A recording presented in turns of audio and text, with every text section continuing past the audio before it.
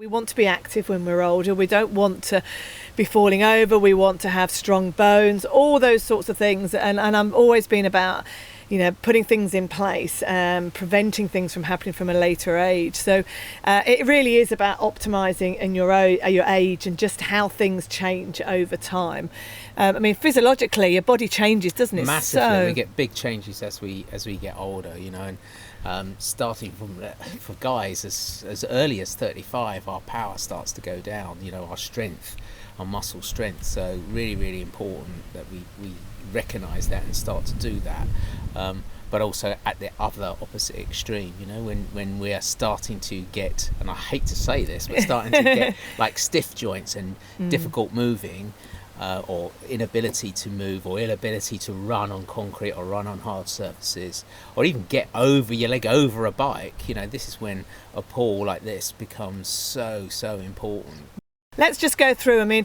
If we said, what exercises should we be doing at certain ages? When you're 30, you're probably in your prime. So make sure you're using those muscles. You should be cross-training as much as possible and developing a real cross-section of strength within all those muscles, not just one area, but really maximising it. And then we get to 40. What happens at 40? So at 40, we're already starting to lose muscle strength. And that's when, it becomes vitally important that we have some form of resistance in our exercise.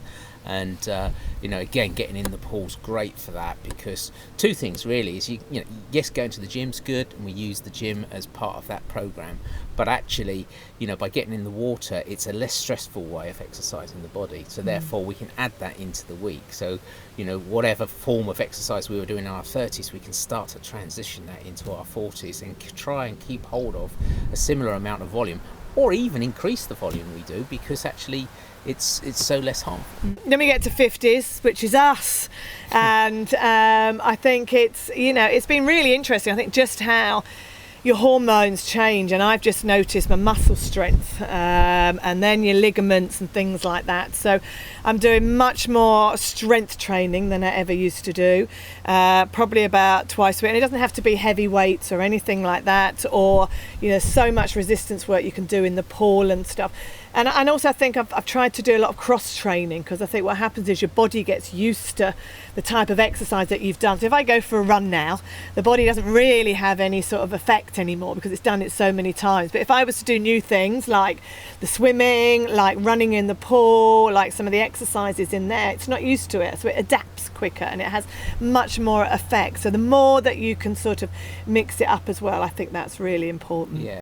60s and 70s, if I can cover both of those off, it absolutely critical mobility. If mobility gets taken away from you, your ability to keep physically fit is already reduced. So keeping those joints moving, keeping your tendons as mobile as possible are so important to be leading that healthier lifestyle. And again, getting in the water, having the hydrotherapy effect of the moving water, taking less body weight in any exercise that you're doing, balance, coordination, all of those things done in water is really, really challenging to the body, and absolutely brilliant for people, in there all the way up really, from then on into the 80s and 90s. And I think also it's your cognitive, how your brain starts to go as you get older as well. But they were saying that exercise is a really good way of keeping that going at the same time. So it's not just always about the physical and your heart and your physical appearance, but it's also great for, obviously endorphins, but to keep the cognitive side of things going and then as well. Obviously, lastly, if we keep ourselves healthy with the current climate, it's absolutely superb to be able to have a strong respiratory system to combat any flus and illnesses that are knocking around.